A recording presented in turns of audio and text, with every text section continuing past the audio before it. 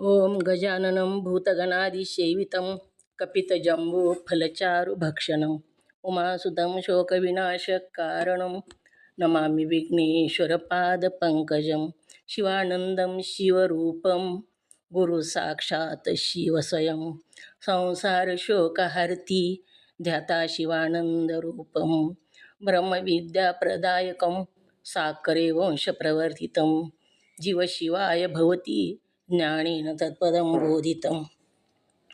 जय मंगलम जय नमः पार्वतीपते शिव हर हर महादेव। वंदे श्रीमद्रामं सद्गुरु मती शांती शीतया श्रेष्ठं कामादि राक्षसारी भवजलधौ तत्वबोध सेतुकरम्। ओम तत्सत् प्रब्रह्मणे नमः। संत शिरोमणी मन्मथ स्वामी महाराज की जय। जगद्गुरु सिद्धारूढ स्वामींच्या चरणी वंदन करून श्रोत्रिय ब्रह्मनिष्ठ सद्गुरू शिवानंद स्वामी परभणीकर माझ्या हृदयामध्ये स्थापित करून सद्गुरू पंडित पितांबरजींना वंदन करून जगद्गुरू शंकराचार्यांना वंदन करून जगद्गुरू पंचाचार्यांना वंदन करून त्रिकालवंदनीय गुरुमाऊली लिंगायक्य गुरु महालिंगेश्वर शिवाचार्य महाराज यांच्याही चरणी अनंत कोटी प्रणिपात करून श्रोत्रिय ब्रह्मनिष्ठ सद्गुरू महादेव कुंभार अप्पाजी यांच्याही चरणी कोटी कोटी प्रणिपात करून तुम्हा सर्व मुमुक्षु जनांच्या चरणी विनम्र अभिवादन करून आपण पंचीकरण ग्रंथामध्ये प्रवेश होऊया। पंचीकरण ग्रंथाचं पान नंबर 95 काढा। पण स्थूल देहाच्या पंचीकृत 25 तत्व समजून घेण्याचे कोष्टक क्रमांक 1 बघितलेलं आहे। तर त्यामध्ये आपण पंचीकरण झालेले तत्वही बघितले आणि मूळ तत्वसुद्धा बघितलेले आहेत। तर पृथ्वीचे तत्व अस्थि, मांस, नाडी, त्वचा आणि रोम।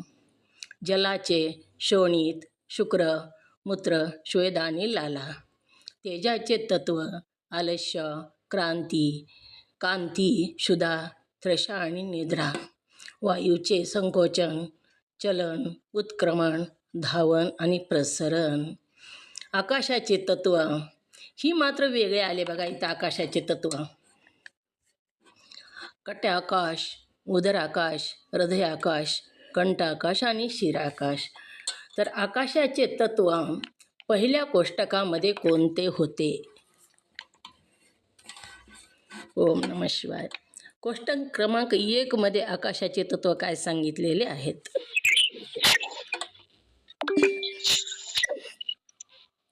बोला जयश्रीताई। ओम नमः शिवाय। ओम नमः शिवाय। स्थूल देहाच्या तत्वांचे कोष्टक क्रमांक 1 आकाशाची तत्वे। नंबर 1 काम, नंबर 2 क्रोध, नंबर 3 शोक, नंबर 4 मोह आणि नंबर 5 भय। कोष्टक क्रमांक 1 मध्ये आकाशाचे तत्व सांगितले आणि कोष्टक क्रमांक 2 मध्ये कोणते सांगितले सांगू का? हो सांगा। वायूचे तत्वे पाच आहेत। ओम नमः शिवाय। आकाशाचे तत्व विचारले मी। आकाशाचे कोष्टक क्रमांक 1 मध्ये कोणते सांगितले आणि कोष्टक क्रमांक 2 मध्ये कोणते सांगितले? ओम नमः शिवाय सांगू? सांगा। आकाश 5 तत्वे। कट्याकाश, उदराकाश, हृदयाकाश, कंठाकाश आणि शिराकाश। ओम नमः शिवाय। इथं फरक आला। ओम नमः शिवाय म्हणून विचारलं। पहिल्या कोष्टकामध्ये आकाशाचे तत्व काय सांगितले? काम, क्रोध, शोक, मोह आणि भय सांगितले। बाकीचे तत्व तीच सांगितले। वायूचे, तेजाचे, आपाचे आणि पृथ्वीचे तेच सांगितले। फक्त आकाशाच्या तत्वामध्ये फरक आलेला आहे। पहिल्या कोष्टकामध्ये आकाशाचे तत्व वेगळे सांगितले आणि 2 क्रमांकाच्या कोष्टकामध्ये हे तत्व वेगळे सांगितलेले आहेत। तर पहिल्या कोष्टकामधले तत्व कोणते आणि दुसऱ्या कोष्टकामधले तत्व कोणते दोन्हीही सांगा। फरक कोणता? ओम नमः शिवाय सांगू मी? हो सांगा।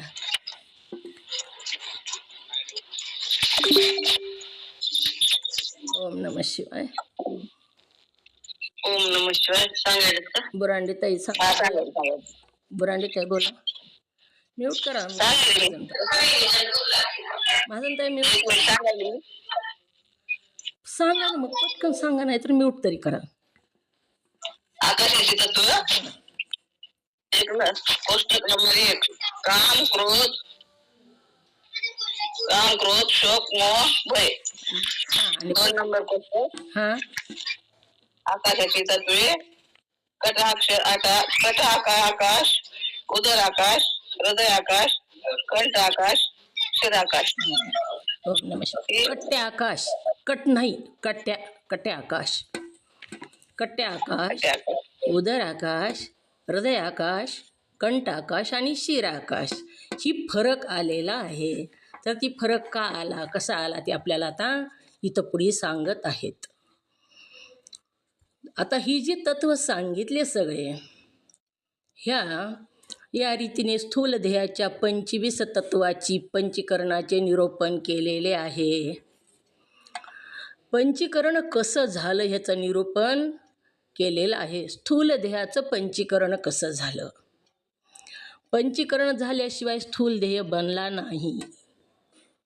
जसं चपाती बनवायची, आपल्याला चपाती बनवायची असताना पीठ घ्यावं लागतं, पाणी घ्यावं लागतं, मीठ घ्यावं लागतं, ती तिंबावं लागतं, त्याला अग्नी लागतो, अग्नीवर तवा ठेवावा लागतो, तवा तापल्याशिवाय चपाती शेकत नाही.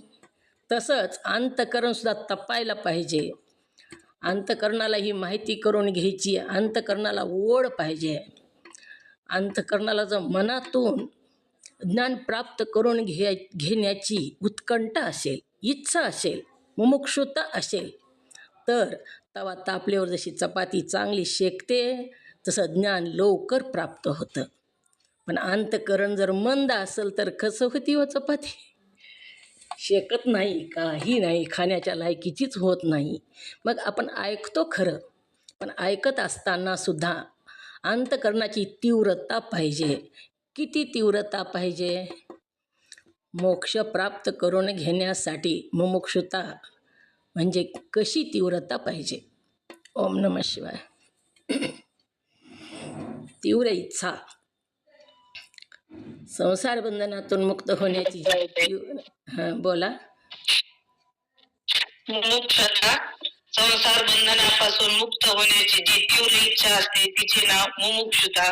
आणि मोक्षदा म्हणजे अत्यंतिक दुःखाची निवृत्ती आणि परमानंदाची प्राप्ती. ओम नमः शिवाय. तीव्र इच्छा म्हणजे कशी इच्छा? तीव्र इच्छा. ओम नमः शिवाय. सांगू? हो सांगा. तीव्र इच्छा म्हणजे आपण समजा एखाद्या सगळ्या घराला आग दिला आणि त्यामध्ये आपण सापडलो, त्यामध्ये येण्यासाठी आपण जेवढी धडपड करतो, जेवढे जीवाचा आनंद करतो, तशी तेवढी तीव्र इच्छा आपली मोक्ष प्राप्तीसाठी असावी. अगदी बरोबर सांगितलं. तेवढी तीव्र इच्छा असली तरच आपल्याला ते ज्ञान प्राप्त होतं. आणि ज्ञान प्राप्त नुसतं होऊन उपयोग नाही, तर ते रोजावं सुद्धा लागतं. आणि अनंत काळापासून आपण अहंता ममता धारण केलेली आहे. अहंता ममतेमध्ये आहोत आणि अहंता ममता घालवणं तेवढं सोपं नाही. म्हणून मनन करावं लागतं सारखं. नुसतं पाठ करून काहीच उपयोग होत नाही. पोपटपंची, तोंडानं म्हणायचं आणि कृतीनं काहीच करायचं नाही. असं जर असेल तर पोपटपंची असतं. म्हणून आपल्याला ही पंचीकरण कसं झालं हे सांगू लागलेले आहेत. मूळ तत्व वेगळे आणि दुसऱ्या जी कोष्टकामध्ये सांगितलेले आहेत ती पंचीकरण झाल्यानंतरचं कोष्टक ती आहे. या रीतीने स्थूल देहाच्या 25 तत्वाची पंचीकरणाने निरूपण केलेले आहे. किती तत्व सांगितले स्थूल देहाचे? ओम नमः शिवाय. किती तत्व सांगितले स्थूल देहाचे? मूळ तत्व मंगेताई बोला. ओम नमः शिवाय. 25 तत्व सांगितले. मंगेताई सांगा कोणकोणते तत्व सांगितले? ओम नमः शिवाय. कोणकोणते तत्व आहेत स्थूल देहाचे? 25 तत्वांची नावे प्रत्येकाची सांगू? हा. आकाशाची तत्वे काम, क्रोध, शोक, मोह, भय ही 5 तत्वे आकाशाची. वायूची चलन, वलन, धावण, प्रसारण, आकुंचन ही 5 तत्वे वायूची. तेजाची क्षुधा, तृष्णा, आलस्य, निद्रा, क्रांती ही 5 तत्वे वायूची. आकाशी शुक्र, शोणी, लाला, मूत्र, श्वेत ही 5 तत्वे आकाशी. पृथ्वीची अस्थि, मांस, त्वचा, नाडी आणि रोम ही 5 तत्वे पृथ्वी. ओम नम शिवाय. अशा 25 तत्वापासून स्थूल देह उत्पन्न झाला. पुन्हा जी पंचीकरण झालं, 25 तत्वाची पंचीकरणाने निरूपण केलेले आहे. ही मूळ तत्व सांगितले. पुन्हा पंचीकरण झाल्यानंतर दुसरेच तत्व सांगितलेले आहे, पण ते गौण पक्षाने समजण्यासाठी केले आहे. ती फक्त आपल्याला समजून घेण्यासाठी सांगितलेले आहेत. खूप जिज्ञासू असतात बघा. आपल्या शरीरातलं सगळं जरी समजून सांगितलं तरी छोट्या छोट्या वस्तूसुद्धा कशापासून निर्माण झाल्या ही त्यांना माहीत करून घ्यायची असते. म्हणून गौण पक्षाने सांगितलं असं म्हणतात. गौण म्हणजे मुख्य पक्ष वेगळा आणि गौण पक्ष वेगळा. आता आपल्या घरी कोणीतरी सांगितलं, जावाई आले, जावाई बापू येणार आहेत, जावाई बापू येणार आहेत म्हणून सांगितलं. आता जावाई बापू येणार आहेत सासूबाईला कळालं. मग सासूबाईला काय वाटलं, थांबतेत का नाही की बाबा आता, आणि तसेच जातील म्हणून तिनं काय केलं, खीर करायची शेवायाची म्हणून पाणी ठेवलं. आल्याबरोबर पटकन शेवायची खीर करावी, घाई गडबडीत जर आले तर तसेच जातील म्हणून, आणि जेवायला वाढावं म्हणून. पण ज्यावेळेस समोर आला ती पाहुणा, जावाई बापू ज्यावेळेस समोर आले त्यावेळेस ती जावाई नव्हते तर जावयाचा भाऊ होता. मग ही गौण पक्ष झाला. म्हणून तिनं काय केलं, जी पाणी शेवायची खीर करायला ठेवलं होतं ते पाणी त्यांना पाय धुवायला दिलं. गरम पाणी केलं आहे म्हणले तुम्हाला पाय धुवायला, म्हणून पाय धुवायला दिलं, म्हणजे गौण पक्ष झाला ते. तसं ही जी तत्व पंचीकरण होऊन जे सांगितलेले आहेत ते गौण पक्षाने सांगितलेले आहेत असं इथं सांगत आहेत. परंतु खरे पाहिले तर पंचीकृत पंचमाभूताच्या 25 तत्वाचा स्थूल देह झाला आहे. खरं जर बघितलं तर स्थूल देह जो झाला आहे तो 25 तत्वाचा झालेला आहे. पंचमाभूताच्या 25 तत्वाचा झालेला आहे. म्हणून हे सांगितले तोच मुख्य पक्ष आहे. म्हणून जे 25 तत्व सांगितलेले आहेत आधीचे तेच मुख्य पक्ष सांगितला, आणि पंचीकरण झाल्यानंतर जे सांगितलं ते गौण पक्ष सांगितलेला आहे. ही तत्वे पहिल्या कोष्टकात निरूपण केल्याप्रमाणे समजावे. कोणते समजावे सांगितलं, पहिल्या कोष्टकामध्ये जे निरूपण केलेले तत्व आहेत ते तत्व समजावे. पण आकाशाच्या तत्वासंबंधाने मात्र 2 पक्ष आहेत. आपण बघितलं आताच 2 पक्ष सांगितले. आता आपण पृथ्वीचे तत्व बघा, पहिल्या कोष्टकात आणि दुसऱ्या कोष्टकात सारखेच आहेत. वायूचे तत्व सारखेच आहेत, तेजाचे तत्व सारखेच आहेत, आपाचे सुद्धा तत्व सारखेच आहेत. फक्त आकाशाच्या तत्वामध्ये फरक आलेला आहे. आकाशाच्या तत्वासंबंधाने मात्र 2 पक्ष आहेत, म्हणजे वेगळे वेगळे सांगितले आकाशाचे तत्व. पहिल्या कोष्टकानं वेगळे सांगितले आणि दुसऱ्या कोष्टकामध्ये वेगळे सांगितले आहेत.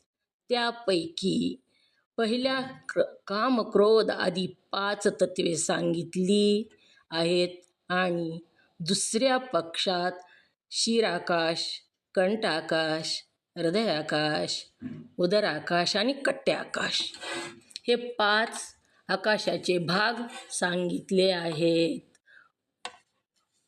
ओम नमः शिवाय. ताई वाचा. ओम नमः शिवाय. ताई तुमच्या चरणाला वंदन. पण या सर्वांचे निरूपण करण्यात मुख्य अभिप्राय म्हणून तुला सांगावयाचा तो इतकाच की ही सर्व तत्वे भौतिक पंचभूताचे कार्य असल्यामुळे जड असून परिणामी विकारी व असत्य आहे.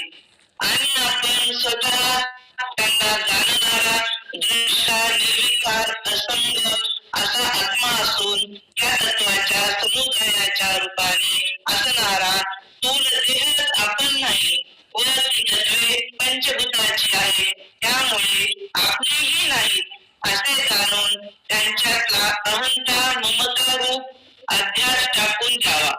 त्या तत्वापैकी कोणतेही एखादे तो स्वतः आहे की काय याचा विचार करून त्याचप्रमाणे त्यापैकी एखादे तत्व आपले आहे असे मानण्याचे भाग पडण्याइतका तुझा त्याचा काही संबंध आहे की काय याचा खरा विचार करून पाहशील तर त्यापैकी कोणतेही एखादे तत्व किंवा अशा अनेक तत्वाने झालेला देह तू स्वतः नाही व देह पंचभूताचा असल्यामुळे तुझाही नाही ओम नमः असे शिवाय. तुला ओम नमः शिवाय. ओम नमः. तर हे 5 ओम नमः आकाशाचे भाग सांगितलेले आहेत, पण ह्या सर्वांचे निरूपण करण्यात मुख्य अभिप्राय म्हणून तुला सांगावयाचं आहे. एवढं बारकाईनं सांगण्याचं कारण काय? ह्याचा मुख्य अभिप्राय काय? कशामुळे हे सांगितले तत्व एवढे? मुख्य अभिप्राय काय असं सांगू लागलेले आहेत. हे निरूपण करण्याचं, निरूपण करणं म्हणजे सांगणं, जिच्या विषयाचं सांगणं. मुख्य अभिप्राय म्हणून तुला सांगावयाचं तो इतकाच की सर्व तत्वे भौतिक आहेत. भौतिक कशाला म्हणावं? ओम नमः शिवाय. भौतिक कशाला म्हणावं? बोला. हां, सुनंदाताई बोला. भौतिक पंचमहाभूताच्या कार्याला भौतिक म्हणावं. ओम नमः शिवाय. तुमच्या चरणी. पंचमहाभूताच्या कार्याला भौतिक म्हणावं. भौतिक पंचमहाभूताचे कार्य असल्यामुळे जड असून परिणामी विकारी असत्य आहेत. जड कशाला म्हणावं? ओम नमः शिवाय. स्वतःलाही जाणत नाही आणि दुसऱ्यालाही जाणत नाही याला जड असे म्हणावे. ओम नमः शिवाय. ओम नमः शिवाय. नंदा काकी, परिणामी कशाला म्हणावं? ओम नमः शिवाय. परिणाम म्हणजे काय? तर स्वतःचं रूप त्याग करून दुसऱ्या रूपात प्रवेश होणं, ह्याला परिणाम असं म्हणावं, परिणामी म्हणावं. पहिलं रूप सोडून दुसऱ्या रूपामध्ये प्रवेश होणं म्हणजे दुसरं रूप धारण करणं, ही परिणामी असं याला म्हणावं. परिणामीचं लक्षण लिहून घ्या. मूळ रूप सोडून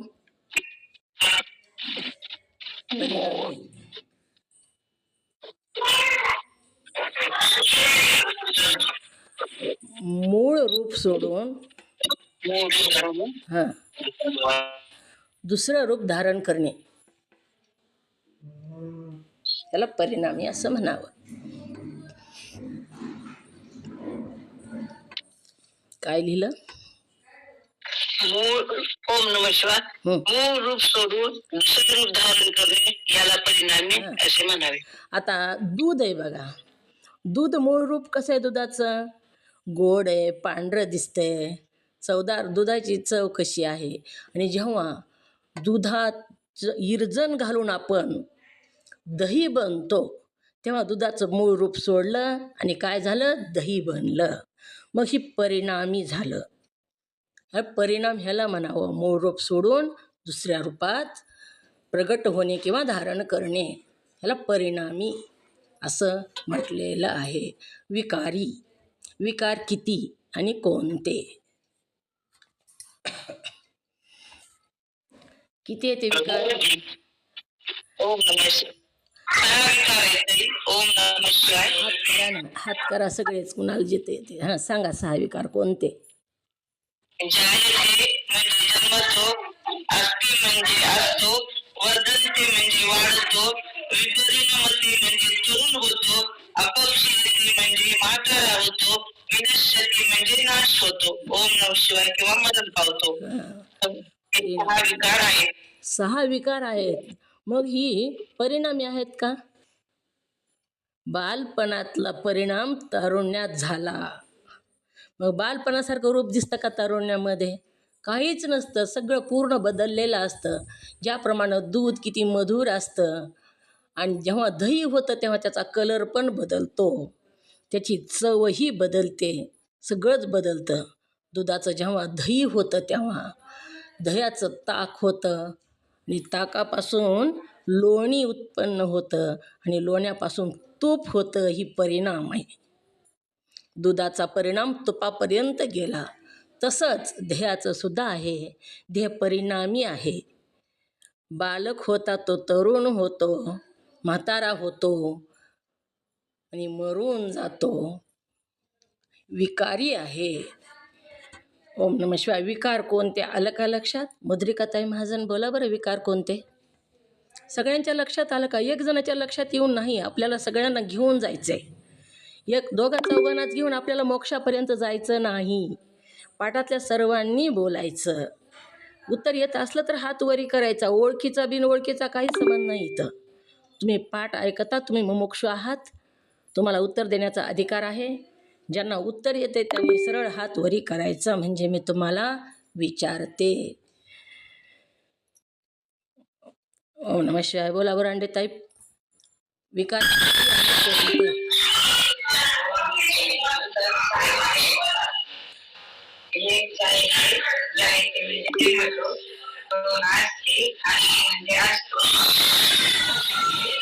बरं ऐकू येईना तुमचं. म्यूट करा, म्यूट करा. दुसरा आवाज यायला.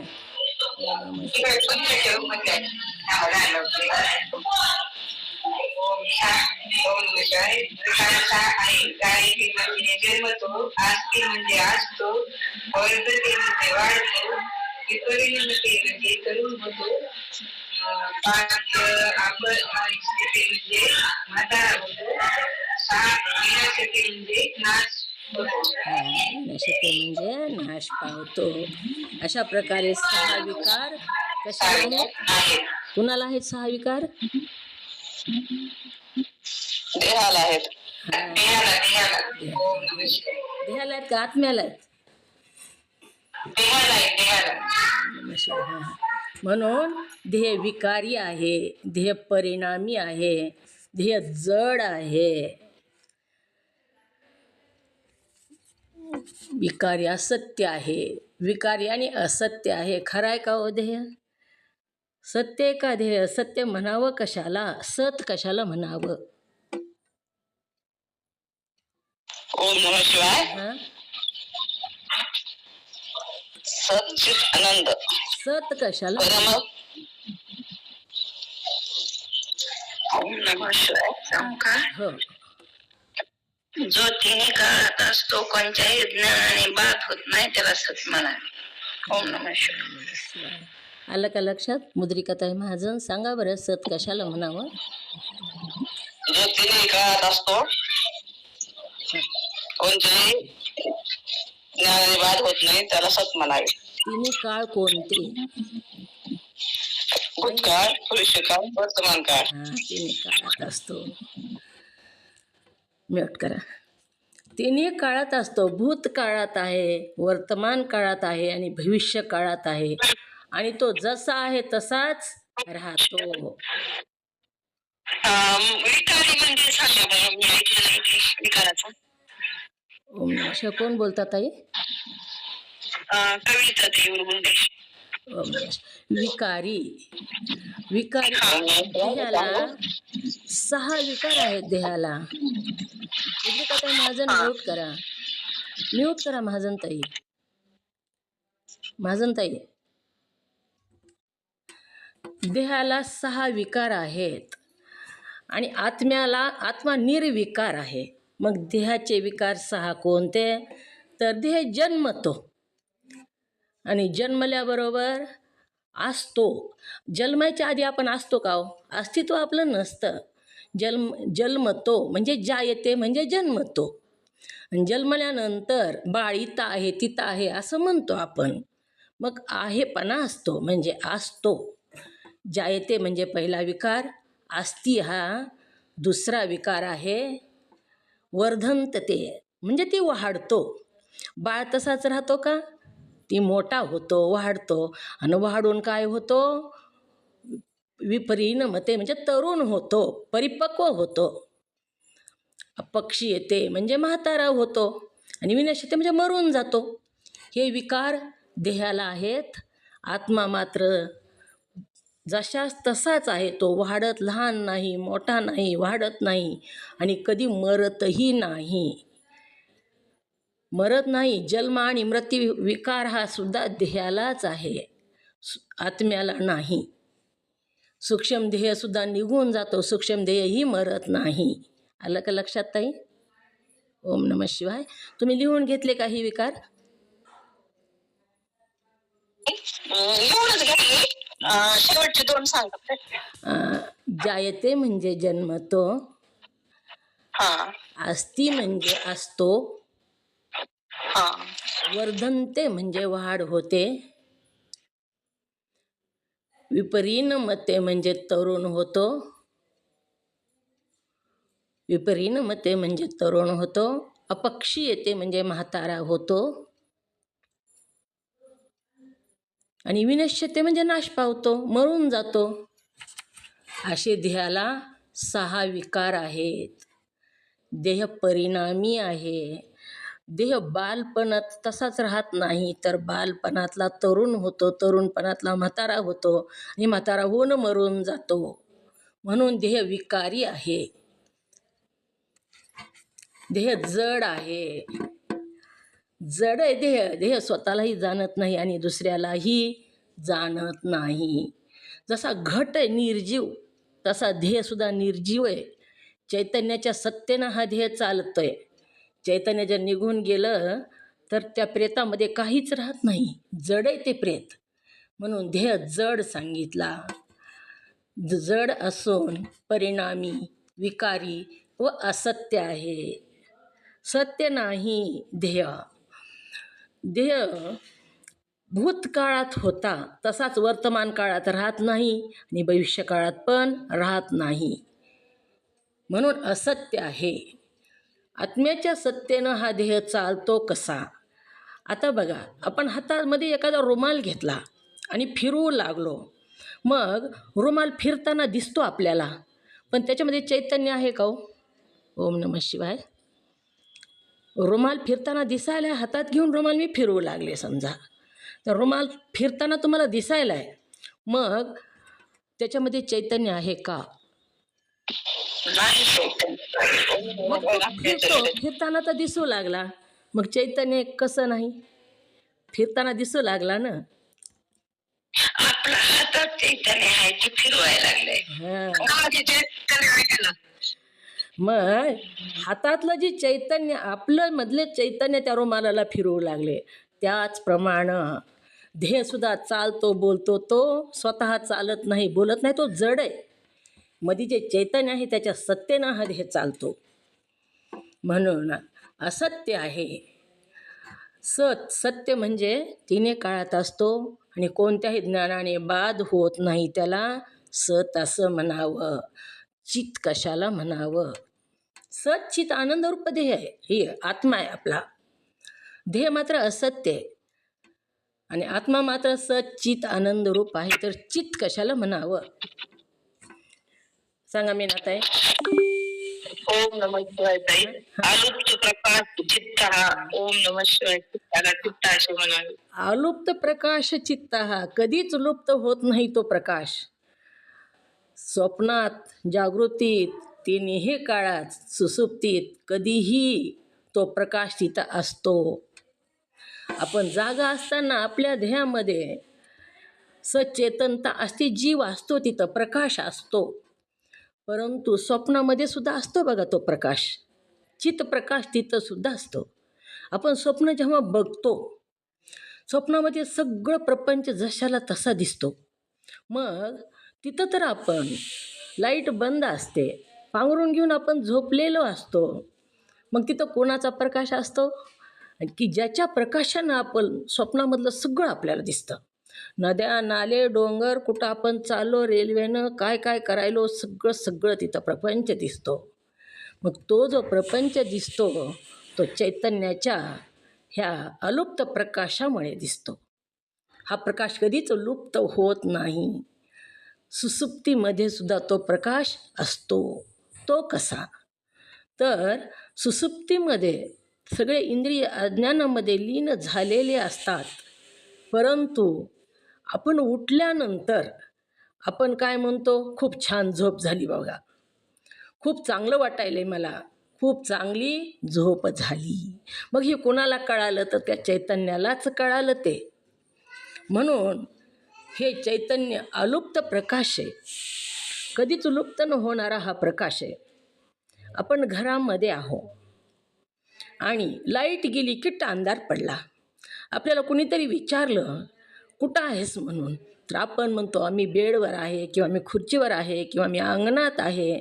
मग मी इथं आहे हे कुणाच्या प्रकाशानं कळालं? ओम नमः शिवाय. कुणाच्या प्रकाशानं कळालं हो? सगळा किट्ट अंधार तर पडलेला आहे त्या रूममध्ये. मग ओम नमः शिवाय हां आत्म्याच्या प्रकाशानं कळालं. त्या चैतन्याच्या त्या आत्म्याच्या प्रकाशानं कळालं. जो अलुप्त प्रकाश आहे, चित आहे, ते आत्माचा प्रकाश जो सच्चित आनंद रूप त्याच्या ह्यानं कळालेलं आहे. आनंद कशाला म्हणावं?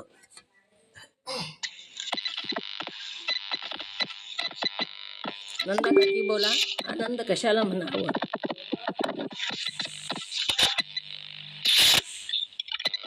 जयश्रीताई बोला. जयश्रीताई, आनंद कशाला म्हणावं? आनंद कशाला म्हणावे? परमप्रेम पद परमोच्च याला हां, परमप्रेमास्पद आत्मा जो आहे, म्यूट करा. आत्मा जो आहे तो आनंद स्वरूप आहे, आनंदाचा स्कंद आहे. म्यूट करा जयश्रीताई. म्हणून परमप्रेमास्पद आहे. आपल्या जीवनामध्ये जेवढा आनंद आहे ना, तेवढा सगळा आनंद आत्म्याचा आहे बघा. ह्या प्रपंचामध्ये काहीच आनंद नाही. आनंद जर ह्याच्यामध्ये असता तर तो टिकून राहिला असता. आता आपल्याला आनंद होतो, एखादी वस्तू आणली, आपल्याला ती वस्तू पाहिजे होती, खूप दिवसापासून आपल्याला ती वस्तू घ्यायची होती, आणि आपण खूप प्रयत्नानं करून तेवढे पैसे जमा केले आणि एखादी वस्तू घरात आणल्याबरोबर आनंद होतो. पण तेवढाच आनंद पुन्हा दुसऱ्या दिवशी राहत नाही. तेवढाच आनंद 6 महिन्याला राहत नाही. तेवढाच आनंद वर्ष झाल्यावर राहत नाही. म्हणून हा आनंद जो झाला तो आनंद आत्म्याचा आहे, त्या वस्तूमध्ये आनंद नाही. व्यक्तीमध्ये सुद्धा आनंद नाही. आपली मुलगी आली घरी, येण्याच्या आधी खूप वाट बघतो आपण, आल्याबरोबर आनंद होतो, पण त्या क्षणाला जो आनंद होतो तो आनंद दुसऱ्या क्षणाला राहत नाही, टिकून राहत नाही. पण ही जी आत्म्याचा आनंद आहे ती अखंड आनंद आहे. आनंद तो कधीच कमी होत नाही. परम म्हणजे श्रेष्ठ, परम प्रेमास्पद असा हा आत्मा आहे, सच्चित आनंद रूप असा आत्मा आहे. आणि ध्येय कसा सांगितला? असत्य आहे म्हणून सांगत आहेत. असत्य आहे आणि आपण स्वतः त्याचा जाणणारा दृष्टा हो. आपण इथं कुणाला आपण म्हणलं? आपण म्हणजे कोण?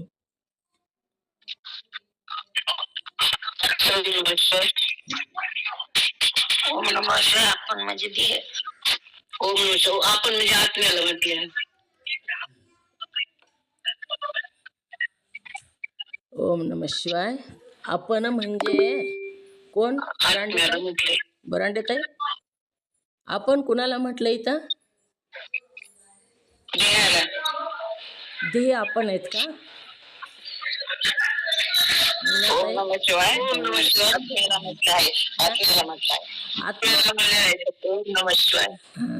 आत्मा आपण ध्येय जड आहे, विकारी आहे, किती सांगितलं वरी. हे जड परिणामी आहे ध्येय, विकारी ध्येय आहे, जड आहे, असत्य आहे, हा ध्येय आहे. आणि मी कोण आहे? तर मी आत्मा आहे, सच्चित आनंदरूप आत्मा मी आहे. हा ध्येय म्हणजेच मी नाही. मग मी ह्या देहाला जाणणारा दृष्टा आहे. दृष्टा कशाला म्हणावं? दृष्टा कशाला म्हणावं? ओम नमः शिवाय. ओम नमः शिवाय. हां, ओम नमः शिवाय सांगू. ओम नमः शिवाय. मंगेताई बोला, हात वरी केलाय, बोला. दृष्टा कशाला म्हणावं? दृश्याहून भिन्न राहून दृश्याला पाहतो जाणते तिला दृष्टा म्हणावे. इथं दृष्टा कशाला म्हटलेलं आहे? इथं आत्म्याला दृष्टा म्हणलेले. कुणाहून भिन्न राहतो आत्मा इथं? देहाहून वेगळा राहतो. मग तसं व्यवस्थित सांगा ना. देहाहून भिन्न राहून देहाला जाणतो म्हणून इथं कुणाला दृष्टा आत्म्याला म्हटलं? दृष्टा. हां, इथं आत्म्याला दृष्टा म्हटलं आहे. मग इथं दृश्य कोण आहे? देह दृश्य. देह दृश्य आहे. आता आत्मा देहाचा दृष्टा आहे. मग आत्मा कसा आहे? निर्विकार, असंग, कोणताच विकार नाही आत्म्यामध्ये. जायते नाही, असते, वर्धंतते, विपरिणमते, अपक्षयते, विनाश्यते. कोणताही 6 विकारापैकी आत्म्याला एकही विकार नाही. आत्मा कसा आहे? निर्विकार आहे, असंग आहे, संग होत नाही. 2 द्रव्यामध्ये संग होतो. संग नाम संबंध हा आपण लिहून घेतलं संघाचं. 2 द्रव्यामध्ये संग होतो म्हणून आत्म्याला संग नाही. ज्याप्रमाणे ओम नमः शिवाय सांगितलं. आताची संघाची व्याख्या म्हणलेला डबल म्हणा. लिहून दिली तुम्हाला संघाची व्याख्या. महाग बघा, संघ नाम संबंध हा लिहून दिलेले. संघाची व्याख्या लिहून दिलेली. संघ नाम संबंध हा म्हणजे 2 द्रव्यामध्ये संघ होतो. कसा संघ होतो? तर पोपट आहे बघा आणि झाड आहे. तर पोपट झाडावर येऊन बसला, पेरूच्या झाडावर, आणि पेरूचं फळ खाऊ लागला. तर दोघांमध्ये संघ झाला. तसा संघ आत्म्याला होत नाही. आत्मा कसा आहे? निसंग आहे. आत्मा एकच आहे हो सगळीकडं. आत्मा एक रस आहे. आत्मा वेगळा वेगळा नाहीच. भिन्न भिन्न आत्मे नाही, आत्मा एकच आहे. पण मग भिन्न कोण आहे? ओम नमः शिवाय. आत्मा जर एक आहे तर भिन्न कोण आहे आपल्यामध्ये? तर जीव भिन्न आहे, सूक्ष्म देह भिन्न आहे. जीव कशाला म्हणावं? ओम नमः शिवाय. जीव कशाला म्हणावे?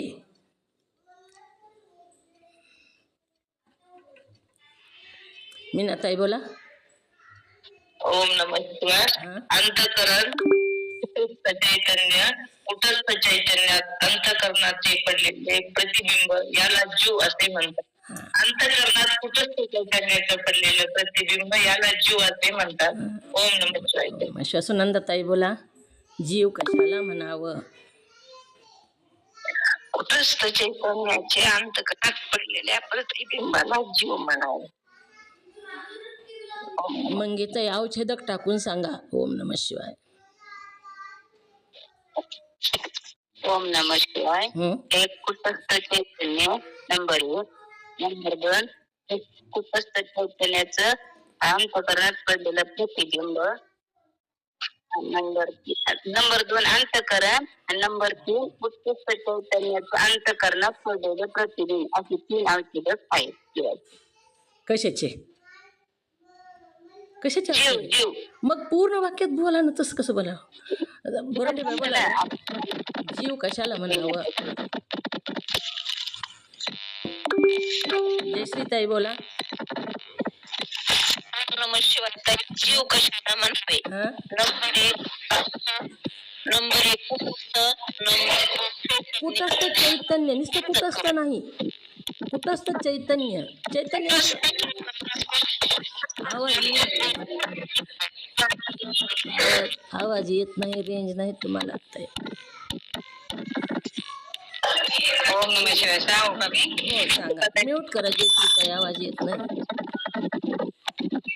कुटस्थ चैतन्य, कुटस्थ एक, चैतन्य दोन, अंतकरण तीन. कुटस्थ चैतन्याचं अंतकरणात पडलेलं प्रतिबिंब याला जीव म्हणतात. ओम नमः शिवाय. शिवाय म्यूट करा. नंदा काकी बोला. जीव कशाला म्हणावं? ओम नमः शिवाय. जीव कशाला म्हणावे? हा. एक अंतकरण, दोन कुटस्थ चैतन्य. कुटस्थ चैतन्याचे अंतकरणात पडलेले जे प्रतिबिंब आहे त्याला जीव असे म्हणावे. अंतकरण आधीच कसं? कुटस्थ चैतन्य आधी घ्यावं लागेल. कुटस्थ चैतन्य नंबर 1 कुटस्थ चैतन्य, नंबर 2 अंतकरण आणि नंबर 3 अंतकरणामध्ये कुटस्थ चैतन्याचं पडलेल्या प्रतिबिंबाला काय म्हणावं? जीव असं म्हणावं. बरांडेताई ऐकलं का? कसं सांगायला होतं मी? आलं का लक्षात? ओम नमः शिवाय. तसं सांगितलं की ऐका बरं. ओम नमः शिवाय. कसं सांगितलं? कुटस्थ चैतन्य एक, कुटस्थ चैतन्याचं पडलेलं कुटस्थ चैतन्य अंतकरण एक, कुटस्थ चैतन्याचं अंतकरणात पडलेलं प्रतिबिंबाला जीव म्हणतात. आलं का हो? म्हणजे ते आलं का बरोबर? असं सांगितलं म्हणायला. आलं का बरोबर? मग आपण 4 औषध केले. तुम्ही सांगा आता. ऐका आता नीट. हां बोला. म्हणजे बोला. हां हां नंबर 1 कुटस्थ चैतन्य, हां नंबर 2 अंतकरण, नंबर 3 कुटस्थ चैतन्याचं अंतकरणात पडलेले प्रतिबिंब याला जीव असे म्हणावे. अगदी बरोबर. मुद्रिकाताई महाजन बोला बरं. जीव कशाला म्हणावे? ओम नमः शिवाय. कुटस्थ चैतन्य. औषधक पाडून नीट सांगा. तसं पळू नका. म्हणजे लक्षात येतं औषध सांगितलं. जीव कशाला म्हणावे? नंबर 1 कुटस्थ चैतन्य, नंबर 2 अंतकरण, नंबर 3 कुटस्थ चैतन्याचे अंतकरणात पडलेले प्रतिबिंब त्याला जीव म्हणावे. त्याला जीव असे म्हणावे. ऐकलं का बरांडेताई? तर आभास कशाला म्हणावे? आपण बघितलेलं आहे मागं. बघितलेले प्रश्न आपण मागं विसरायचं नाही. आभास कशाला म्हणावं? हात करा. आभास कशाला म्हणावं? मीनाताई बोला.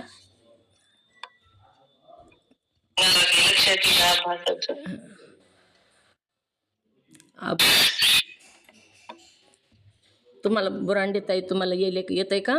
हात वरी केलेला दिसायला सांगा. व्यवस्थित सांगा. ओम नमः शिवाय. आभास कशाला म्हणावं? मुख नंबर 1 मुख, नंबर 2 आरसा आणि नंबर 3 आरशामध्ये मुखाचं पडलेलं प्रतिबिंब ह्याला आभासाचे म्हणावे. तर निर्विकार असंग असा आत्मा असून त्या तत्वाच्या समुदायाच्या रूपाने असणारा स्थूल देहच आपण नाही. आता निर्विकार हा आत्मा आहे, असंग आहे, दृष्ट आहे, असा हा आत्मा असून तत्वाच्या समुदायाच्या रूपाने असणारा स्थूल देह आपण नाही. स्थूल देह हा जो आहे तो किती तत्वाचा झाला? किती तत्वाचा स्थूल देह? बोला सुनंदाताई. किती तत्वाचा आहे? 25 तत्वाचा. 25 तत्व मिळून हा स्थूल देह उत्पन्न झाला. समुदायानं उत्पन्न झालेला आहे. मग ही समुदाय मुळं उत्पन्न झाला. ही जी पंचमहाभूताचे तत्व वेगवेगळे जर केले तर हा ध्येय सिद्ध होत नाही. वेगवेगळे तत्व जर आपण ठेवले तर ध्येय सिद्ध होत नाही. तर त्याचा एकत्र करून त्याचा जशी आपण चपाती बनवतो, पीठ डबेत आहे, पाणी घागरीत आहे, आणि मिठाच्या डब्यात आहे तर चपाती सिद्ध होत नाही, तर ती एकत्र करावं लागतं. आणि तसंच ही पंचमहाभूताचा समुदायाच्या रूपाने समुदाय केला, त्यांचा एकत्र केलं ते, आणि एकत्र करून हा स्थूल देह उत्पन्न झाला. समुदायाच्या रूपाने असणारा स्थूल देहच आपण नाही. मग ही पंचमहाभूतापासून वेगवेगळी जी पंचमहाभूत आहेत ते एकत्र करून स्थूल देह उत्पन्न झाला. मग हा आपला नाही, स्थूल देह आपण नाही. मग आपण कोण आहोत? इथं आपण कोणाला म्हटलं? आपण कोण आहोत? स्थूल देह तर आपला नाही. सच्चित अनंत स्वरूप आत्मा आहोत. ओम नमः शिवाय. आपण आत्मा आहोत. हे स्थूल देह आपण नाही, स्थूल देहच आपण नाही. व ती तत्वे पंचमहाभूताची आहेत, त्यामुळे आपली ही नाहीत. कोणाचीत हे तत्व? कोणाचीत ही तत्व? ओम नमः शिवाय. तत्वे. हा. मग पंचमहाभूताची तत्वे असल्यामुळे ते आपलेही नाहीत असे जाणून त्याच्यातला अहंता ममता रूपात ध्यास टाकून द्यावा. मग आपली वस्तू नाही तर आपली म्हणू नये, लोकाची वस्तू आपली म्हणू नये. प्रपंचात सुद्धा जर एखादी दुसऱ्याची वस्तू आपण आणली आणि माझीच जर म्हणलं तर ते सुख लागू देतो का हो? एखाद्या बाईचं कुकर मागून आणलं, आमच्याकडं कार्यक्रम आहे, द्या बरं कुकर तुमचं मोठं आहे हो, आम्हाला लागणार आहे म्हणून आणलं, आणि आपण कार्यक्रम झाला आणि ती बाई कुकर मागायला आली आणि तुमचं केव्हा कुकर आणलं होतं, ते माझंच कुकर आहे जर म्हणलं तर ती बाई गप्प बसते का? ती तुमचं भांडून भुसकट पाडते, तुम्हाला मारून तिचं कुकर हिसकाटून घेऊन जाते. मग हा देह आपला नाही, हा पंचमहाभूताचा आहे. कुणाचा नाही? कुणाचा आहे हा देह? ओम नमः शिवाय. कुणाचा देह हा? पंचमहाभूताचा आहे. मग तू देह का नाहीस? तू देह का नाहीस? आपण राहून जाणतो पाहतो म्हणून स्थूल देह मी नाही. ओम नमः शिवाय. देह स्थूल देह तुझा का नाही? स्थूल देह तुझा का नाही? ओम नमः शिवाय. सांगू? बोरांडे ताई बोला. हातवरी केलाय, हातवरी केलं की विचारते मी आधी त्यांना. स्थूल देह तुझा का नाही? या तत्वाहून भिन्न राहून या तत्वाला जाणतो म्हणून हे तत्वे माझा नाही. नमस्कार. विचारला काय प्रश्न? नंदा काकी बोला. माझी का नाही? म्यूट करा, म्यूट करा. नंदा काकी कोणता प्रश्न विचारला? प्रश्न काय विचारला?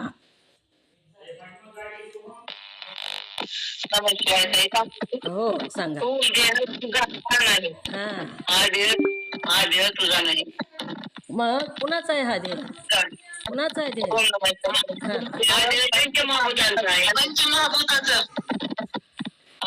पंचमहाभूताचा आहे. मग स्थूल देह तुझा का नाही? द्या उत्तर. सगळे देऊ नका एकदाच उत्तर. जयश्रीताई बोला. म्यूट करा, ऐकू येत नाही. मी तर आनंद रूप आत्मा आहे म्हणून माझा हा स्थूल देह नाही, तो पंचमहाभूतांचा आहे. नंदा काकी बोला. स्थूल देह तुझा का नाही?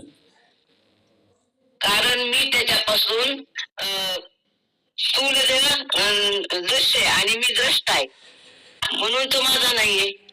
मी त्याला पाहणार आहे. द्रष्टा दृश्य विचारलंच नाही. स्थूल देह तुझा का नाही? स्थूल देह पंचमहाभूताचा आहे आणि मी हे आत्मा सच्चिदानंद रूप आहे. निसंग आहे. म्यूट करा, निर्विकार निसंग आहे. म्यूट करा. ओम नमः शिवाय. स्थूल देह तुझा का नाही. ओम नमः शिवाय ताई. हां बोला. स्थूल देह तुझा का नाही. स्थूल देह पंचमहाभूताचा आहे, माझा नाही. ओम नमः शिवाय. ऐकलं का? म्हणून असं माझा थोडक्यात उत्तर द्यायचं, तसं लांब येत बसायचं नाही. द्रष्टा साक्षी मी विचारलंच नाही तुम्हाला. जी प्रश्न विचारला त्याचं उत्तर द्यायचं. उदगिरे ताई बोला. स्थूल देह तुझा का नाही. काय उरगुंडे का उदगिरे काय उरगुंडे ताई आहे काय की.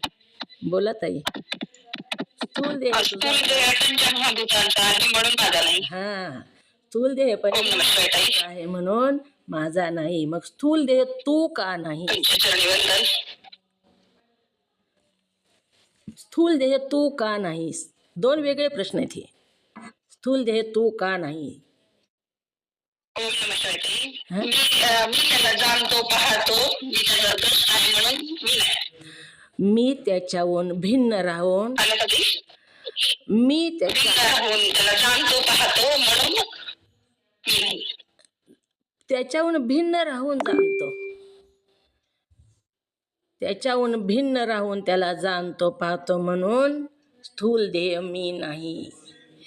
मंगेताई बोलायचंय का. स्थूल देह तुझा का नाही.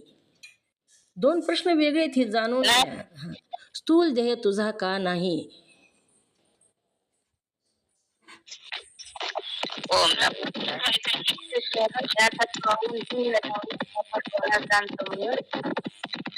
तुमचा प्रश्न एकदा विचारा. प्रश्नच ऐकावं लागतो नीट उत्तर सांगायच्या आधी. जयश्रीताई बोला. काय प्रश्न विचारला होता.